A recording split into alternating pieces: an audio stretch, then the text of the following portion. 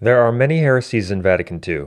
This video will focus on one that's very widespread and quite visible in the Vatican II sect. As our material proves, the Vatican II sect is not the Catholic Church, but the prophesied end times counter-church. In number 8 of Vatican II's decree on ecumenism, we read, quote, "In certain special circumstances, such as the prescribed prayers for unity, and during ecumenical meetings, it is allowable, indeed even desirable, that Catholics should join in prayer with their separated brethren." End quote. This passage of Vatican II endorses so-called ecumenical meetings with heretics and schismatics, such as with Protestants and the Eastern Orthodox, and it approves joint prayer with them at such meetings. This is directly contrary to what the Catholic Church has always taught, as we will see. This teaching of Vatican II is evil and heretical. In his 1928 encyclical Mortalium Animos, Pope Pius XI condemned so-called interreligious meetings and stated that the opinion on which they are based is tantamount to apostasy. In that encyclical he also taught, quote, "So, venerable brethren, it is clear why this apostolic see has never allowed its subjects to take part in the meetings of non-Catholics." End quote. As we can see, the Catholic Church has never allowed Catholics to take part in the meetings or assemblies of non-Catholics. To actively assist or take part in non-Catholic worship is a mortal sin and a violation of the divine law. This divine law principle was also repeated in the 1917 Code of Canon Law. Canon 1258.1 states, "It is not licit for the faithful to actively assist in or take a part in the religious rites of non-Catholics in any manner whatsoever." End quote. It's important to understand why this activity is forbidden and what constitutes active participation in the religious rites of non-Catholics. A primary reason that many do not clearly see what the post-Vatican II crisis represents and what its false leaders are, that is, heretical antipopes, is that they lack a pure faith and a foundational understanding of the relevant Catholic principles. Before we proceed, it should be noted that this video is about active participation in non-Catholic worship or joining oneself to non-Catholic prayer or worship, which has always been forbidden. In this video, we are not addressing mixed marriages, which were discouraged but tolerated on occasion, or receiving a sacrament from a non-Catholic in danger of death, and similar things. Those kinds of communication did not constitute active participation in non-Catholic worship, which is never allowed. So don't be deceived by dishonest defenders of Vatican II who sometimes confuse people by bringing up the previous kinds of communication with non-Catholics, which were at times permitted in church history, as if they provided a precedent or a justification for the Vatican II sect's false teaching on active participation in non-Catholic worship, when they don't at all. To briefly cover the relevant principles on this matter, I want to quote from a pre-Vatican II dissertation by canonist Father Ignatius Sal. It was published in 1948 by the Catholic University of America Press and with an imprimatur. We don't agree with everything he says in the book, but he makes many good points and brings up relevant facts in articulating the Catholic Church's perennial teaching that it's forbidden to take part in any way in non-Catholic worship. In the following passages, he's primarily addressing communicatio in sacris, that is, communication in sacred things, with schismatics, such as with the Oriental dissidents or the Eastern Orthodox. But what he says applies to Protestants, Jews, Muslims, etc. Quote, "Active religious participation with schismatics is always intrinsically illicit. The reasons for this absolute prohibition of Canon 1258.1 have their origin in the natural and positive divine law. These reasons are 1. The Church is the only de jure existing true religious society in which it is licit to render to God the worship that is due him. 2. The giving of scandal through one's quasi-approval of a false sect must be avoided. And 3. The danger of perversion from the true faith must remain effectively neutralized. In consequence of the first reason, it is illicit to assist actively or to take part in all forms of worship exercised by non-Catholics. The acts of religious worship performed by schismatic sects are acts of superstitious worship and hence are illicit. This follows from the nature of superstition, which denotes either the worship of a false deity or the unlawful worship of the true deity.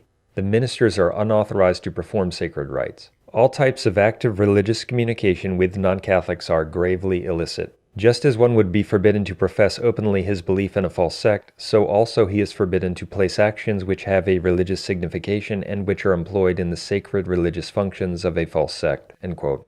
As we can see, various reasons render active assistance in non-Catholic worship gravely illicit. Such active religious communication is contrary to the divine law and tantamount to a false profession of faith, for it joins one to superstitious or illicit worship. It gives the false impression that the non-Catholic is approved in conducting illicit or false worship, and it almost always involves the additional sin of scandal.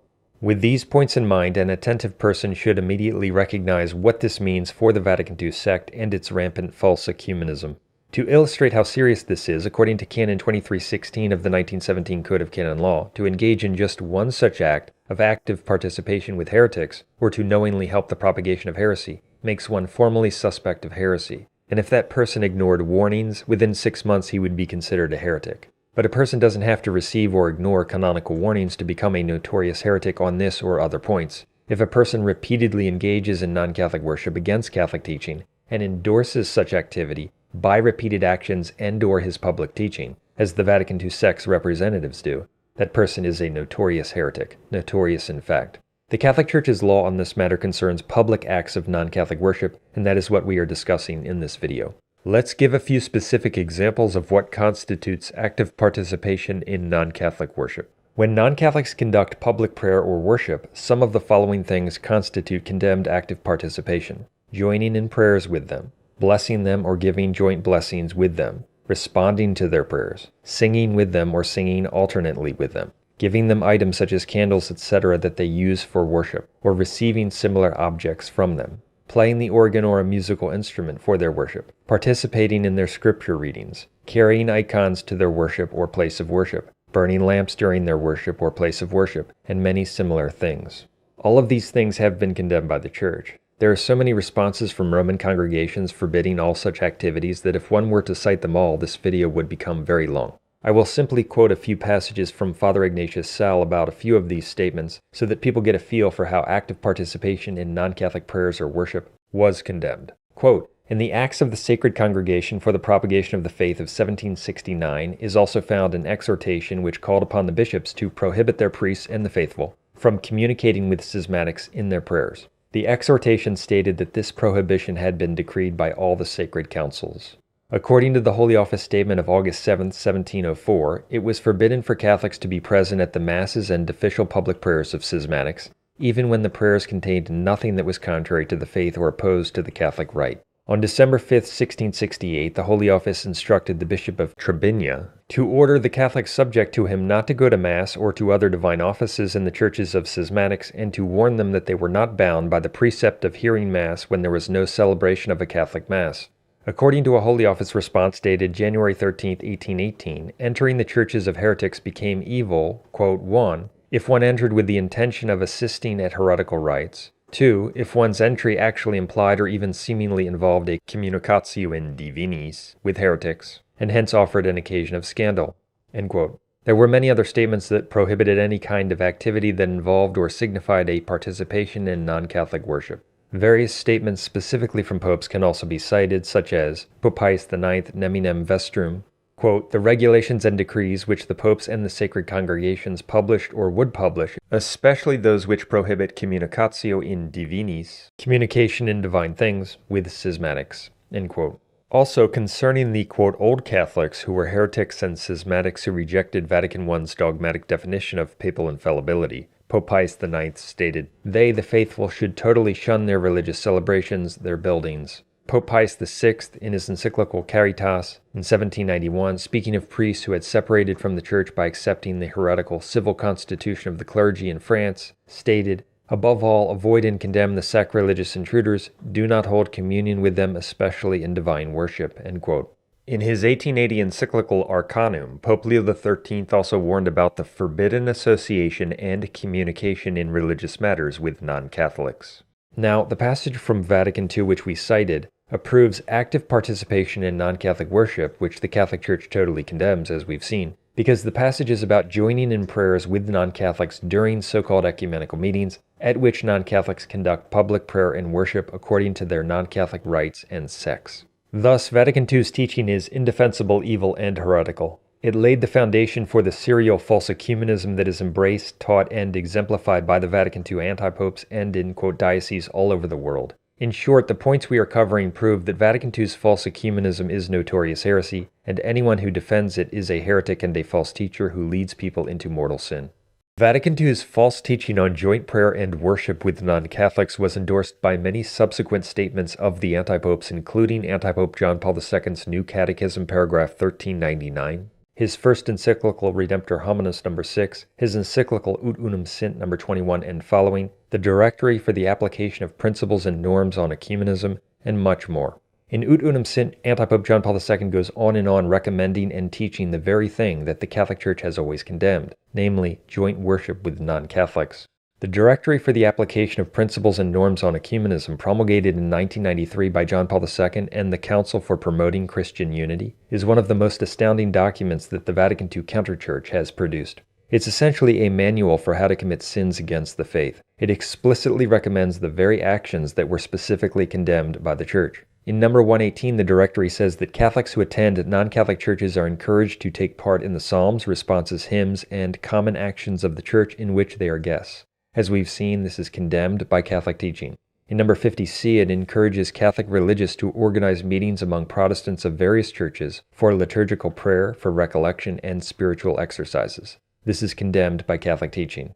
There are many other things we could cite, including how the Directory discourages Catholics from proselytizing non-Catholics. Concerning this notoriously heretical Directory of Sin, Antipope John Paul II stated in Ut Unum Sint, "The Directory for the Application of Principles and Norms on Ecumenism, issued with my approval by the Pontifical Council for Promoting Christian Unity." This heretical Directory on Ecumenism, approved by Antipope John Paul II and the Council for Promoting Christian Unity, also makes it clear that it is implementing the teaching and principles of Vatican II. It's also interesting that when in Mortali Manimos, Pope Pius XI says that the Apostolic See has never allowed its subjects to take part in the meetings of non-Catholics, he uses the Latin word conventibus, which means meetings, assemblies, or gatherings. Well, in directly contradicting Pius XI's teaching, Vatican II uses the exact same word, conventibus, when it approved and recommended joint prayer at such meetings. There are so many examples, perhaps thousands, of the Vatican II sect's antipopes and its apostate so-called bishops and priests engaging in false ecumenism and condemned active participation in non-Catholic worship that it would take far too long to cover even a significant portion of them in this video. It's a regular occurrence in the Vatican II Counterchurch. We have documented many of these incidents in our book, videos, and articles over the years. However, I want to focus on just a few examples from Antipope John Paul II, Antipope Benedict XVI, and Antipope Francis. You will find much more on each of the antipopes in our material. In 1982, Antipope John Paul II took part in a joint service with the Anglican Archbishop of Canterbury in Canterbury Cathedral. He and the notoriously heretical Anglican prayed together, prayed at the altar together, and even gave a, quote, joint blessing. That is a public mortal sin and an expression of heresy. In 1999, John Paul II went to Romania and took active part in the, quote, Orthodox liturgy with Teoctist. That is a mortal sin and an expression of heresy. He met with Teoctist on various occasions and signed a joint declaration with him. In 1999, Teoctist also revealed that John Paul II gave him a donation for the construction of a cathedral, which turned out to be $100,000. In 2018, Francis did something similar, contributing 100,000 euros toward the first Orthodox monastery in Austria. Interestingly, on January 29, 1828, the Sacred Congregation for the Propagation of the Faith declared it illicit to give alms for a schismatic church. In 1983, John Paul II went to a Lutheran church to commemorate the 500th anniversary of the birth of the heretic Martin Luther. While there, he and the Lutheran, quote, pastor prayed together before the altar, quote, blessed the congregation simultaneously, and together intoned a creed. That is a public mortal sin and an expression of heresy. We could go on and on with other examples of John Paul II's active participation in non-Catholic worship with regard to heretics and schismatics, but he did it with pagans, Jews, and Muslims as well. On April 13, 1986, John Paul II went to the Roman synagogue, took active part in the Jewish ceremony, and bowed his head as the Jews prayed for the coming of their, quote, Messiah. That's an act of apostasy.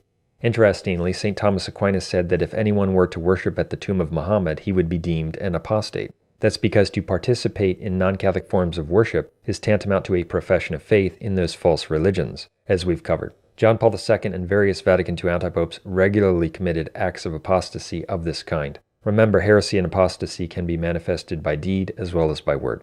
John Paul II would frequently receive, quote, blessings from pagans. On August 8, 1985, John Paul II prayed with African animists, witch doctors. That's apostasy. In Africa on February 4, 1993, Channing girls treated John Paul II to a trance-inducing voodoo dance. John Paul II also organized the Assisi events and took active part in them. By organizing the Assisi events and by his active participation in them, John Paul II actually joined himself to the false worship of all the different religions at Assisi. It was a public mortal sin of the highest order and an expression of apostasy. John Paul II's career was characterized by indifferentism and participation in false forms of worship. Of course, such a public heretic and a public mortal sinner could not be a Catholic pope, let alone a saint. That's one reason that the veneration of his image, by means of his invalid and false canonization, is mentioned in the Apocalypse, as our material covers. When deceived members of the Vatican II counterchurch accept the notoriously wicked apostate anti-Pope John Paul II as a saint, a man whose career was characterized by indifferentism, public mortal sins against the faith, and participation in false religious worship, they become implicated in his sins.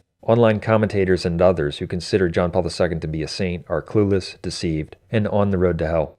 Pope St. John Paul II. Pope St. John Paul the Great. St. John Paul. St. John Paul. I'm not questioning his personal holiness. St. John Paul II. St. John Paul II. Of course, St. John Paul II. It's a term given to these teachings of St. John Paul the Great. Two of the great saints of our times are St. Padre Pio and St. John Paul II. Pope St. John Paul II. We could cover much more from anti-Pope John Paul II, but let's move on to Benedict XVI.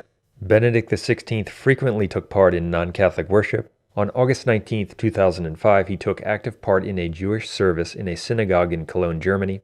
He joined the Jews in the Kaddish prayer and made many gestures which displayed his active participation. That is apostasy. On November 30, 2006, Benedict XVI prayed like Muslims toward Mecca in the Blue Mosque in Turkey.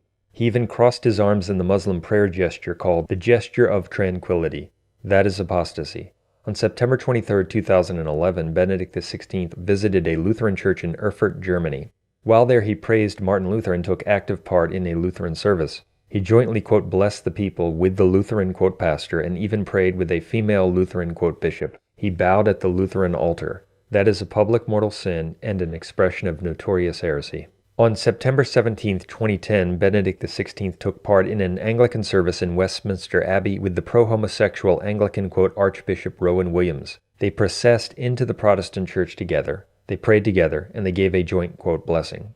That is a manifestation of a false religion. Benedict XVI held his own abominable Assisi event in 2011. He not only took active part in that event of apostasy, but as the host and organizer he thereby joined himself to the false worship of all the pagans, heretics, etc., who conducted false worship at that event. We could give many other examples of Benedict XVI's mortally sinful participation in false worship. It's not only something he did often, it's something he explicitly approved with his words. On January 18, 2008, in an address to a Finnish ecumenical delegation, Benedict XVI praised joint prayer between Lutherans and, quote, Catholics, and stated that this is the royal door of ecumenism.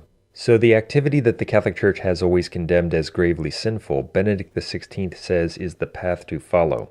He is a notorious heretic. False traditionalists who think that the notorious heretic Benedict XVI was conservative or is the true pope are very deceived. He was an apostate anti-pope. For more on him, see our video, The Heresies of Benedict XVI, and our articles on his heresies, based on research of 30 of his books and all of his speeches.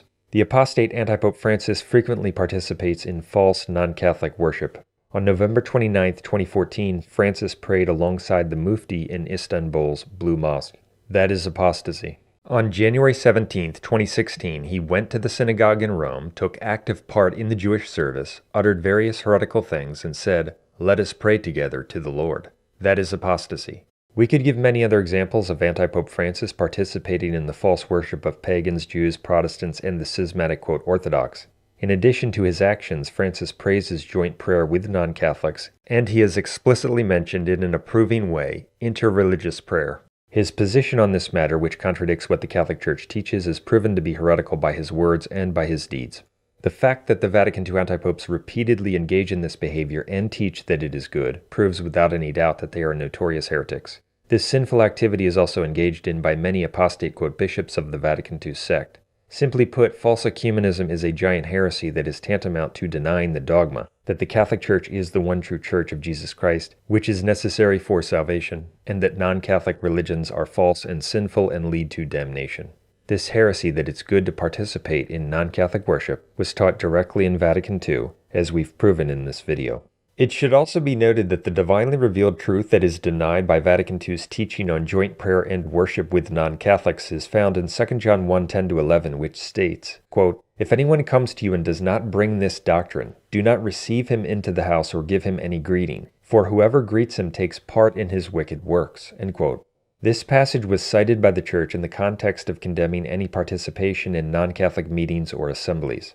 Hence, Vatican II's evil teaching is, properly speaking, heretical. It denies the divinely revealed truth of 2 John 1:10-11. It teaches, contrary to Scripture, that it's good and desirable to take part in the wicked works and illicit or false worship of heretics and schismatics.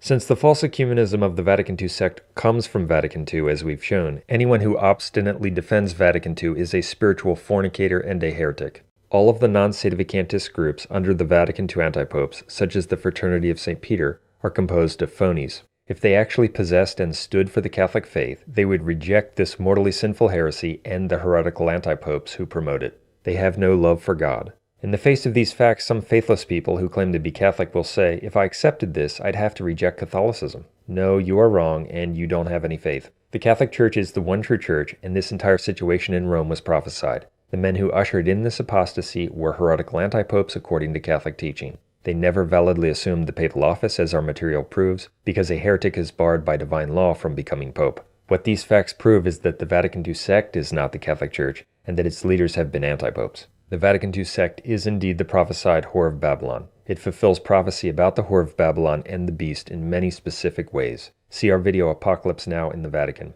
The false ecumenism that we've exposed in this video is one reason that the whore of Babylon is called the mother of the fornications. False ecumenism is the means by which people are implicated in sins against the faith as part of the end times deception.